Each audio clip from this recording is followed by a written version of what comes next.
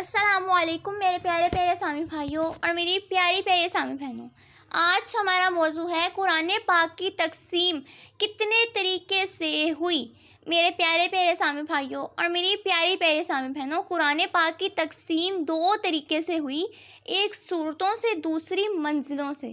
یعنی قرآن پاک کی 7 منزلیں کی گئی تھیں کہ تلاوت کرنے والا ایک منزل روزانہ کے حساب سے قرآن پاک ختم کر سکے۔ میرے پیارے پیارے سامع بھائیوں اور میری پیاری پیاری سامع بہنوں، پہلی منزل سورہ فاتحہ سے شروع ہوئی، دوسری مائدہ سے، تیسری سورہ یونس سے، چوتھی سورت بنی اسرائیل سے، پانچویں سورہ شعراء سے، چھٹی سورہ وصف سے اور ساتویں سورہ قاف سے۔ پھر اس کے بعد قرآن پاک کے 30 حصے برابر کیے گئے، جس کا نام رکھا گیا 30 سپارے، تاکہ تلاوت کرنے والا ایک سپارہ روزانہ کے حساب سے ایک ماہ میں قرآن پاک ختم کر سکے۔ میرے پیارے پیارے سامع بھائیوں اور میری پیاری پیاری سامع بہنوں، امید کرتی ہوں آپ کو میری ویڈیو پسند آئی ہوگی۔